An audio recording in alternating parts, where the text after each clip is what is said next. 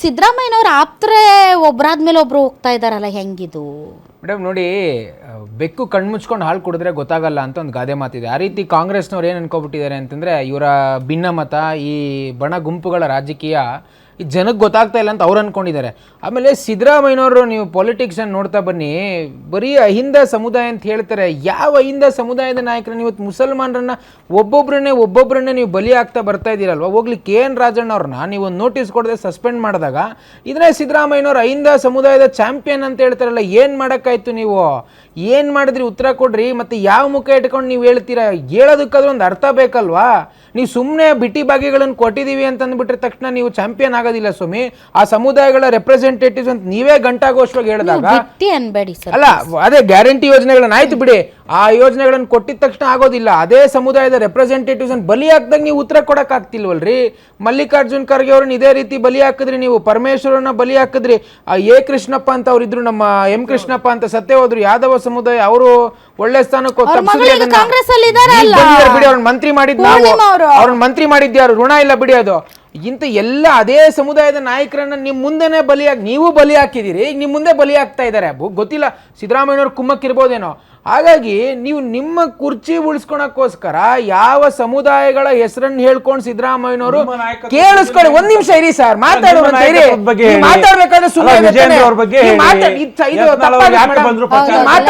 ನಾನು ಸುಮ್ಮನೆ ಇರ್ತಾನೆ. ಕೇಳಿಸ್ಕೊಳ್ಳಿ, ಸ್ವಲ್ಪ ಕೇಳಿಸ ತಾಳ್ಮೆ ಇಟ್ಕೊಳ್ರಿ. ನಿಮ್ ಸಮುದಾಯದ ಬಗ್ಗೆ ಹೇಳ್ತೀನಿ. ನಾಗೇಂದ್ರ ಬಾಬು ಸರ್, ಯಾವ ಸಮುದಾಯಗಳ ಹೆಸರನ್ನು ಹೇಳ್ಕೊಂಡು ಸಿದ್ದರಾಮಯ್ಯನವ್ರು ಕಳೆದ ಅಷ್ಟೂ ರಾಜಕೀಯ ಜೀವನದಲ್ಲಿ ಜಾತಿಗಳನ್ನು ಎತ್ಕಟ್ಟೋದು, ಜಾತಿಗಳ ವಿರುದ್ಧ ಹೇಳಿಕೆಗಳು ಕೊಡೋದು, ಬರೀ ಇದೇ ಮಾಡ್ಕೊಂಡು ಬಂದಂತವ್ರು ಇವತ್ತು ಅದೇ ಜಾತಿಗಳನ್ನ ನಿಮ್ ಮುಂದೆ ಅವ್ರನ್ನ ಬಲಿ ಆಗ್ತಾ ಇದಾರಲ್ರಿ.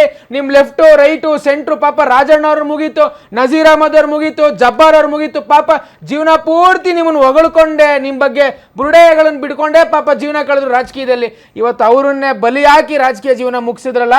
ಇದಕ್ಕೆ what is the answer of chief minister ಸಿದ್ದರಾಮಯ್ಯನವ್ರು ಹೇಳ್ಬೇಕಿದನ್ನ. ಹಾಗಾದ್ರೆ ಆ ಸಮುದಾಯಗಳಿಗೆ ಅನ್ಯಾಯ ಅಲ್ವಾ ಇದು? ನೀವು ಸುಮ್ಮನೆ ಬುರುಡೆ ಬಿಟ್ಕೊಂಡು ದಾವಣಗೆರೆಯಲ್ಲಿ ಹೋಗ್ತೀರಾ, ಜಾತಿ ಎತ್ಕಡ್ತೀರಾ, ಬಾಗಲಕೋಟೆಗೆ ಹೋಗ್ತೀರಾ, ನಾನು ದೇವರಾಜರಸ್ ಬಿಟ್ರೆ ನಾನೇ ಅಂತ ಘಂಟಾಘೋಷವಾಗಿ ಯಾವ ಮುಖ ಇಟ್ಕೊಂಡು ಹೇಳ್ತೀರಿ?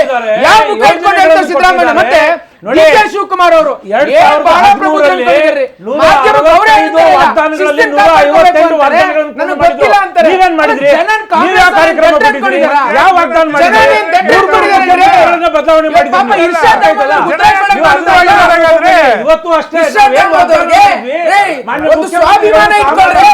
ಸ್ವಾಭಿಮಾನ ಇಟ್ಕೊಳ್ಳಿ.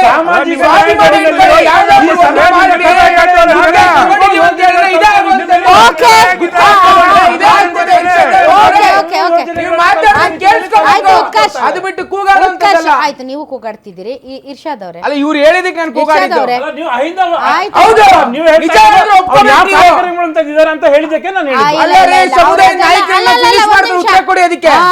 ಸಿದ್ದರಾಮಯ್ಯನವ್ರು ಮಾತಾಡ್ಬೇಕಂತ ಹೇಳ್ತಾ ಇರೋದವ್ರು ಅದಲ್ಲ ಇರ್ಷಾದ್ ಅವ್ರೆ.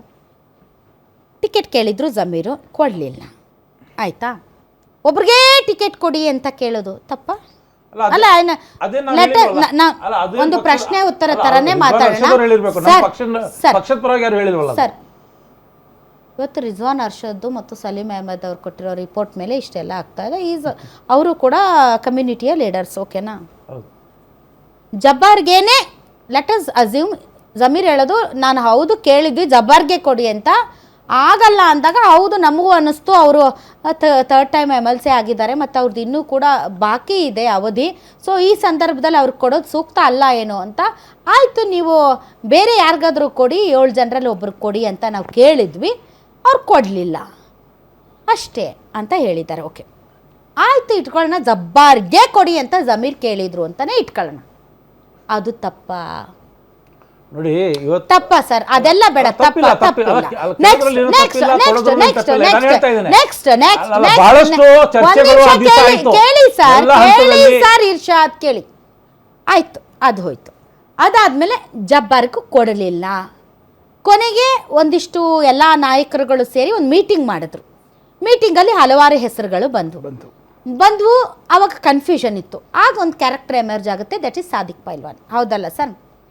ಸಾದಿಕ್ ಪೈಲ್ವಾನ್ ಓಪನ್ ಆಗಿ ರೆಬಲ್, ಹೌದಾ? ಓಪನ್ ಆಗಿ ರೆಬಲ್. ದೇವ್ರು ಬಂದು ಹೇಳಿದ್ರು ನನ್ನ ನಾಮಪತ್ರ ವಾಪಸ್ ತಗೊಳ್ಳಲ್ಲ ಅಂದ್ರು. ನಾಮಪತ್ರ ವಾಪಸ್ಸು ತಗೊಳ್ಳಿಲ್ಲ. ಕೊನೆಗೆ ನೀವೇನು ಮಾಡಿದ್ರಿ? ಅವ್ರ ಮನೆಗೆ ಹೋದ್ರಿ, ಅವ್ನ ಬಂದ್ರಿ, ಬೆಂಗಳೂರು ಬಂದ್ರಿ, ಸಮಾಧಾನ ಮಾಡಿದ್ರಿ, ಚುನಾವಣೆಯಿಂದ ನಿವೃತ್ತಿ. ಓಕೆ, ಅದು ತಪ್ಪಲ್ಲ. ಸಾದಿಕ್ ಪೈಲ್ವಾನ್ದು ತಪ್ಪಿಲ್ಲ, ಹೌದಾ ಸರ್? ತಪ್ಪಿಲ್ಲ. ನೆಕ್ಸ್ಟ್ ಏನಾಯಿತು? ಜಮೀರ್ ಅಹ್ಮದ್ ಖಾನ್ ಅವರು ದೂರ ಸರ್ಕೊಂಡ್ರು. ಏನಪ್ಪ, ನಾನೊಂದು ನಮ್ಮ ಸಮುದಾಯಕ್ಕೆ ಟಿಕೆಟ್ ಕೇಳಿದ್ದೆ, ಅವ್ರು ಕೊಟ್ಟಿಲ್ಲ, ಸಮರ್ಥ ಅವ್ರು ಕೊಟ್ಟಿದ್ದಾರೆ ಅಂತ. ಅದಾದ ಮೇಲೆ ಏನಾಯಿತು? ಮಲ್ಲಿಕಾರ್ಜುನ್ ಅವರು ಜಮೀರ್ ಅಹ್ಮದ್ ಖಾನ್ ಬರೋದೇ ಬೇಡ ಪ್ರಚಾರಕ್ಕೆ ಅಂದರು ಆನ್ ರೆಕಾರ್ಡ್. ಹೌದಲ್ಲ ಸರ್? ಹೌದು ಮೇಡಮ್. ಅದು ತಪ್ಪ ಸರಿನಾ? ನೋಡಿ, ಇದೆಲ್ಲ ಘಟನಾಗಳು ತಪ್ಪ ಸರಿನಾ? ತಪ್ಪ ಸರಿನಾ?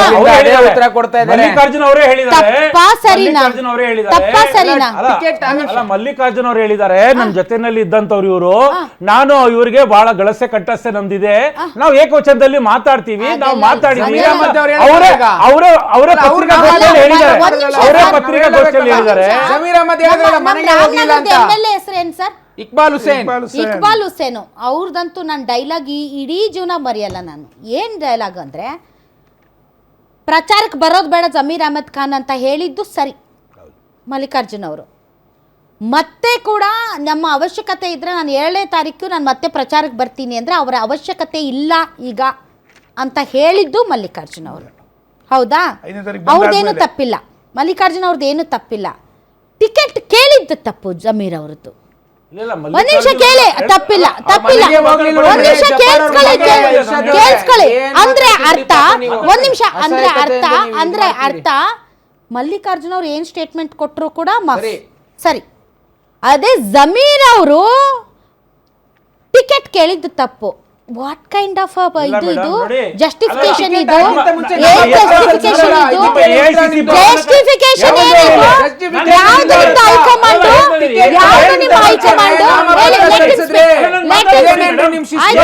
ಪ್ರಧಾನ ಕಾರ್ಯದರ್ಶಿಗಳು ಮತ್ತೆ ದಾವಣಗೆರೆ ಉಸ್ತುವಾರಿ ಕಾರ್ಯದರ್ಶಿಗಳು ಎಲ್ಲ ಅಲ್ಪಸಂಖ್ಯಾತ ಮುಖಂಡರನ್ನ ಕೂಡಿಸ್ಕೊಂಡು ಪರಾಮರ್ಶೆ ಮಾಡಿ ಎಲ್ಲ ಸಾಧಕ ಬಾಧಕಗಳನ್ನು ಮಾಡಿ ಅಲ್ಲ ಕೊನೆಗೆ ಒಂದು ಒಮ್ಮತಕ್ಕೆ ಬರ್ತಾರೆ.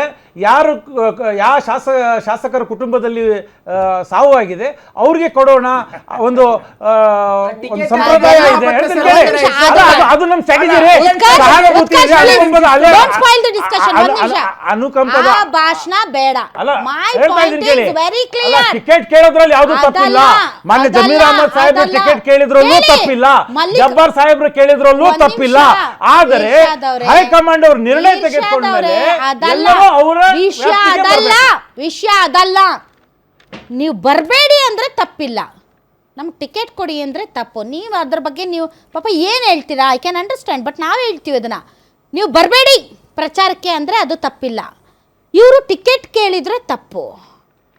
ಏನಿದು ಹೈಕಮಾಂಡ್ ಹಂಗಾದ್ರೆ? ಅಂದರೆ ಒಂದು ಕಣ್ಣಿಗೆ ಸುಣ್ಣ, ಒಂದು ಕಣ್ಣಿಗೆ ಬೆಣ್ಣೆ.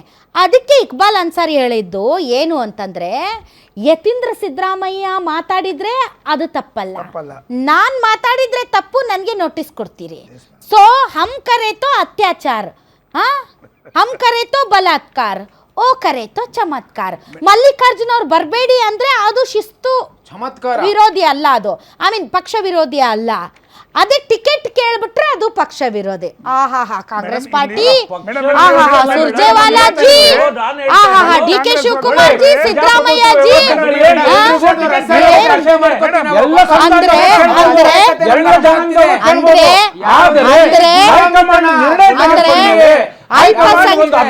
ಅಲ್ಪಸಂಖ್ಯಾತರಿಗೆ ಬೆಲೆ ಇಲ್ಲ, ಅಲ್ಪಸಂಖ್ಯಾತರಿಗೆ ಬೆಲೆ ಇಲ್ಲ, ಅಲ್ಪಸಂಖ್ಯಾತರಿಗೆ ಬೆಲೆ ಇಲ್ಲ, ಬೆಲೆ ಇಲ್ಲ. ಇದು ಕೇಳೋರು ಇಲ್ಲ, ಮಾತಾಡೋರು ಇಲ್ಲ. Thank you very much, thank you very much. ಆಯ್ತು, ಮುಗೀತು sir. Thank you very much. ಆಯ್ತು, ಓಕೆ, ಆಯ್ತು. ಪಾಯಿಂಟ್ಸ್ ಆಯ್ತು, ಮುಗೀತು. ನಾಗೇಂದ್ರ ಅವರೇ, thank you very much sir.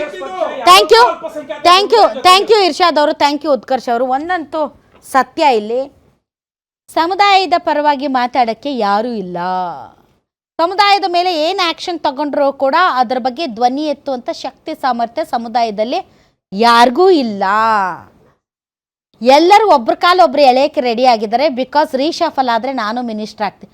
ಒಂದು ಮಿನಿಸ್ಟರ್ ಸ್ಥಾನಕ್ಕೋಸ್ಕರ ಅಲ್ಲ ರೀ, 90% ಮುಸಲ್ಮಾನರು ನೀವು ಕಾಂಗ್ರೆಸ್ಗೆ ಓಟ್ ಹಾಕಿದ್ದೀರಿ. ಅಟ್ಲೀಸ್ಟ್ ಅವ್ರಿಗೆ ಅವ್ರ ಋಣನಾದರೂ ತೀರಿಸ್ಬೇಕಲ್ಲ. 90% ಹೋಲ್ಡ್ ಇರುವಂತಹ ಅಲ್ಪಸಂಖ್ಯಾತ ಸಮುದಾಯದವರು ಒಂದು ಮಿನಿಸ್ಟರ್ಗಿರಿಗೋಸ್ಕರ, ಒಂದು ಹುದ್ದೆಗೋಸ್ಕರ ಮಾತಾಡದೆ ಬಾಯಿ ಮುಚ್ಕೊಂಡು ನಿಮ್ಮ ಸಮುದಾಯದಲ್ಲೇ ಬಿರುಕು ತಂದುಕೊಂಡು ಏನು ನಿಮ್ಮದು? ಇದಕ್ಕೆ ಕಾಂಗ್ರೆಸ್ ಅವರು ನಿಮ್ಮನ್ನು ಹಿಂಗೆ ಬಳಸ್ಕೊಳ್ಳೋದು.